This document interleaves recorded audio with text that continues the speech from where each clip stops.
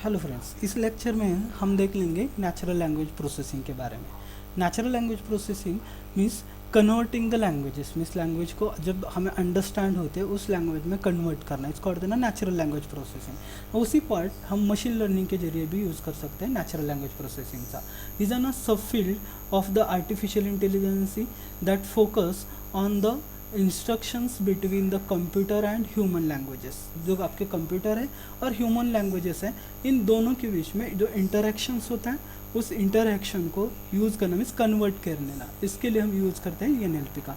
The goal of the natural language processing is enable to enable computers to understand, interact and generate the human languages is a way that is both meaningful and useful languages। जो आपको meaningful चाहिए और जो useful चाहिए उसके लिए हम use करते हैं नेचुरल लैंग्वेज प्रोसेसिंग का। नेचुरल लैंग्वेज प्रोसेसिंग हम उसके अंदर यूज़ कर सकते हैं मीनिंगफुल इंसाइट्स निकालना है या फिर both the meaningful and useful information उससे निकालने के लिए हम यूज़ करते हैं नेचुरल लैंग्वेज प्रोसेस का, interpret the human generated languages के लिए।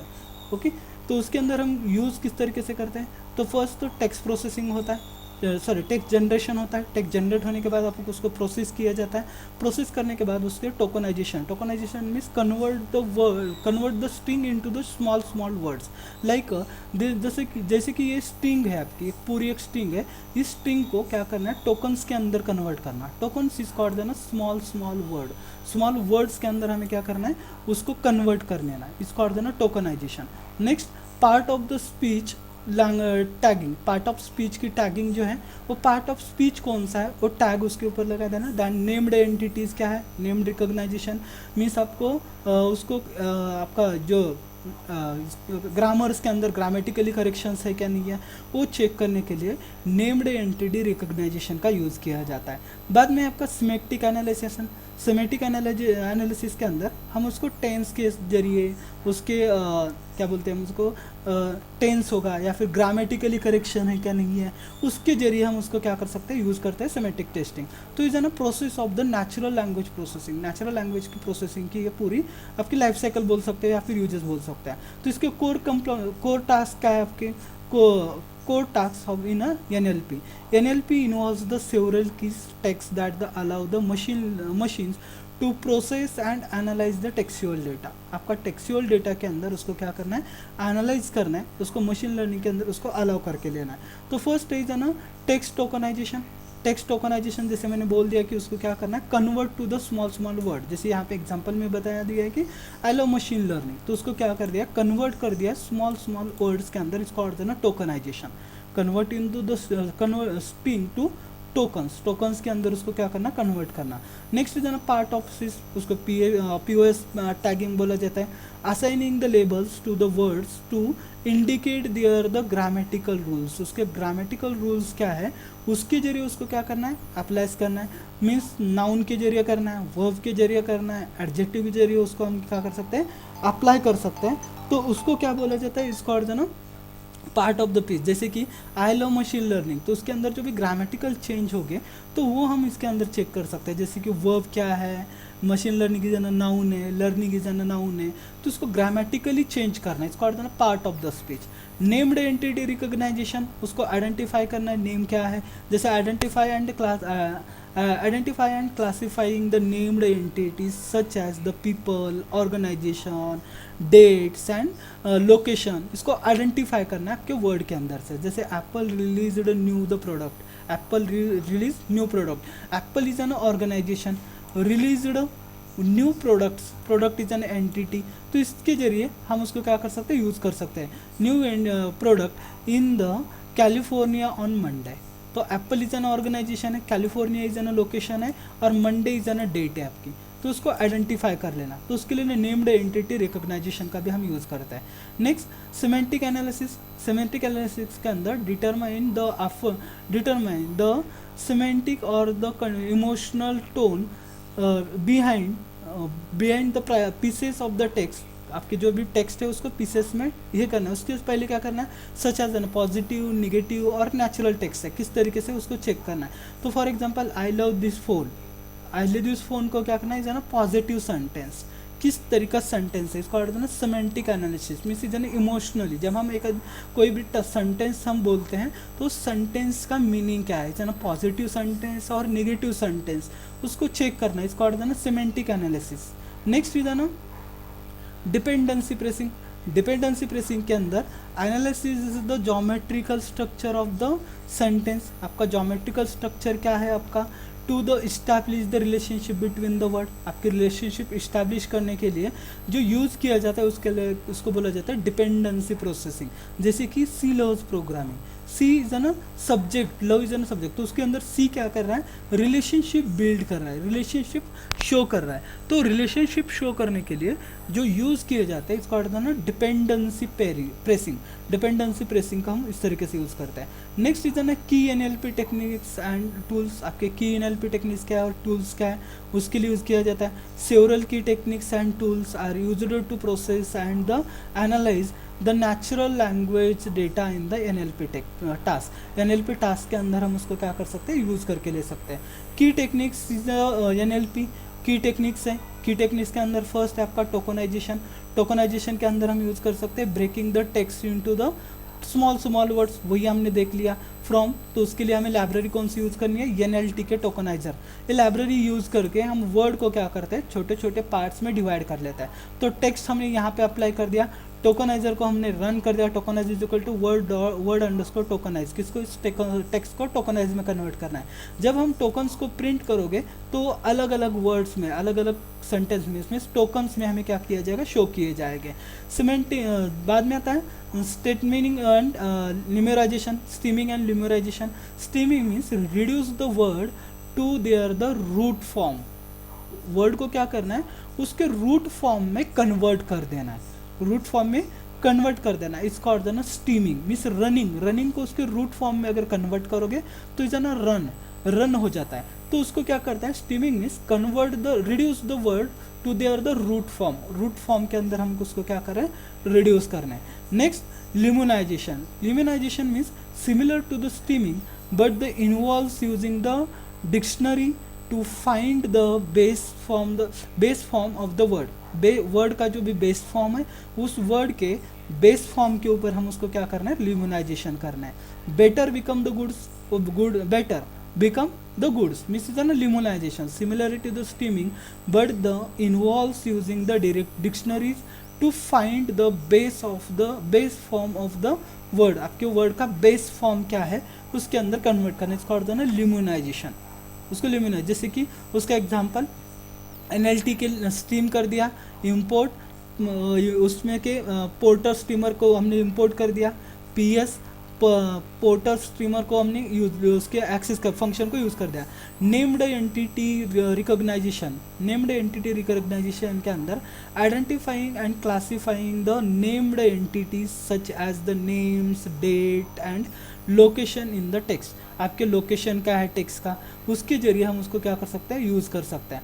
For example using the spaCy for the NER import spaCy, NLP is equal to spaCy load, उसको हमने लोड कर दिया।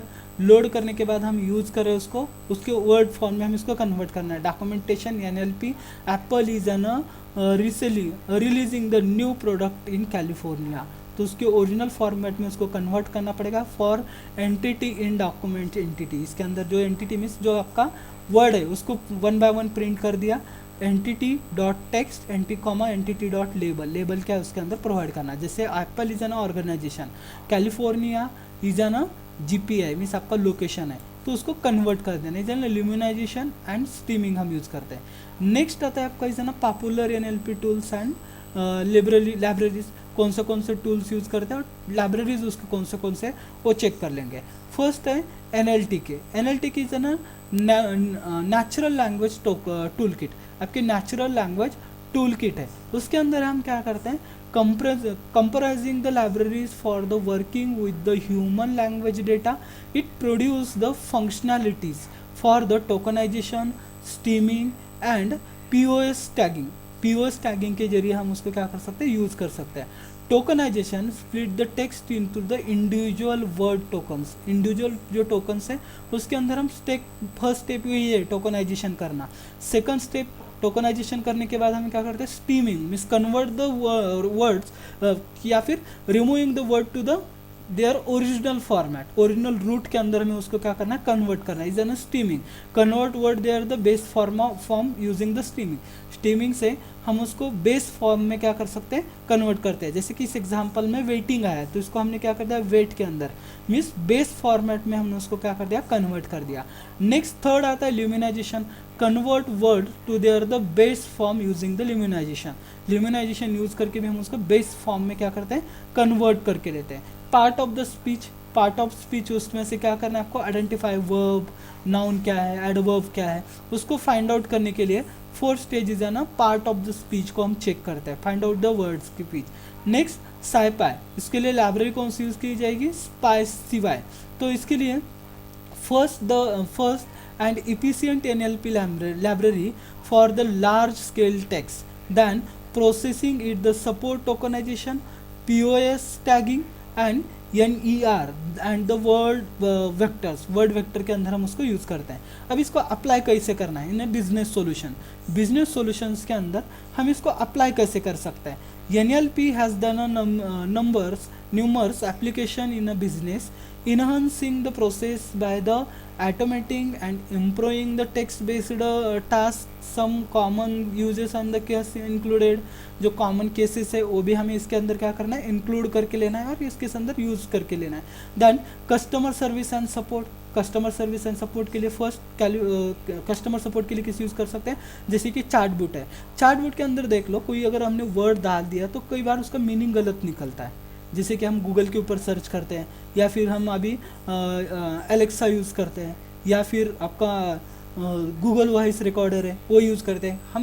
हम जो बोलते हैं उसके अलग वर्ड क्या होता है, लिखा जाता है या फिर उसका टाइप हो जाता है तो उसका मीनिंग्स अलग होता है। तो चैटबॉट के लिए सपोर्ट, बिजनेस सपोर्ट के लिए यूज़ कर सकते हैं या फिर हमें अभी गूगल टूल्स, गूगल ये असिस्टेंट यूज़ करें उसके जरिए भी यूज़ कर सकते हैं। इजन NLP provide the chatbot can be interact with the customers, answer query and the solve the issues, reducing the need of the human interactive in invitation, human invasions के साथ हमें उसके क्या करना है, चैटबॉट को यूज़ करते हैं। जैसे कि कस्टमर सर्विस चैटबॉट है, जैसे इसका एग्जांपल अगर दिया जाए तो कोविड में हम आरोग्य सेतु नाम का हम ऐप यूज़ करते थे, उसके साथ क्या होता था, is an also chatbot, is an best example because अब ये सभी ने हमने यूज़ किया है आरोग्य सेतु।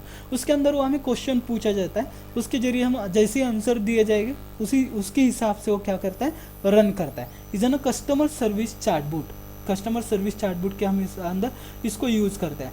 सेकंड इज ना सेंटिमेंट एनालिसिस, सेंटिमेंट एनालिसिस के अंदर हम क्या करते हैं, पॉजिटिव निगेटिव जो हमने वर्ड दिया है उसका मीनिंग क्या है, पॉजिटिव तरीके से वर्क हो रहा है, नेगेटिव तरीके से वर्क हो रहा है, वो देखा जाता है यहाँ पे।